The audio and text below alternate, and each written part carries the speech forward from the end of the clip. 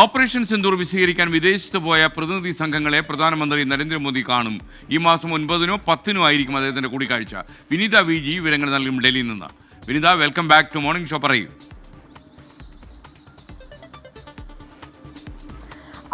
നിലവിൽ 59 എംപിമാരടങ്ങുന്ന പ്രതിനിധി സംഘമാണ്. 33 ലോകരാജ്യങ്ങൾ അവർ സന്ദർശിക്കുകയാണ്.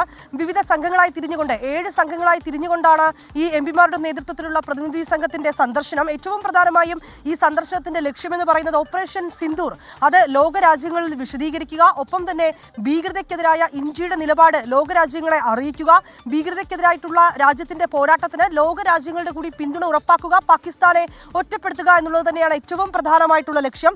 ഈ കഴിഞ്ഞ വിവിധ ദിവസങ്ങളിലായി ഈ സംഘങ്ങൾ വിവിധ രാജ്യങ്ങളൊക്കെ തന്നെ സന്ദർശനം നടത്തുന്നുണ്ട്. ഇതിനോടകം തന്നെ സൗദി ഉൾപ്പെടെയുള്ള രാജ്യങ്ങളൊക്കെ ഇന്ത്യക്ക് വലിയ പിന്തുണയും ഇക്കാര്യത്തിൽ നൽകിയിരിക്കുകയാണ്.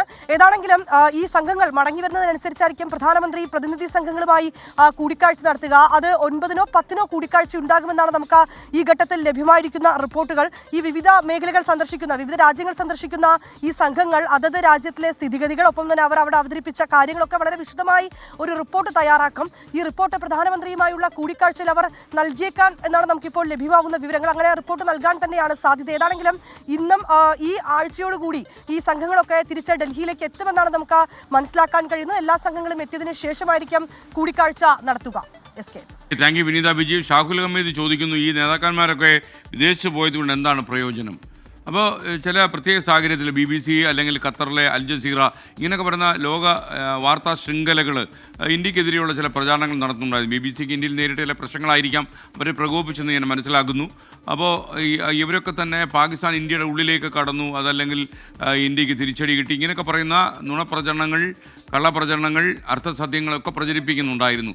എന്നാൽ ഇതൊന്നുമല്ല നേര് എന്ന് വിദേശ രാജ്യങ്ങളെ കണ്ട് ബോധ്യപ്പെടുത്തേണ്ടത് നമ്മുടെ ചുമതലയാണ്. വേൾഡ് ഒപ്പീനിയൻ എപ്പോഴും പ്രധാനമാണ്.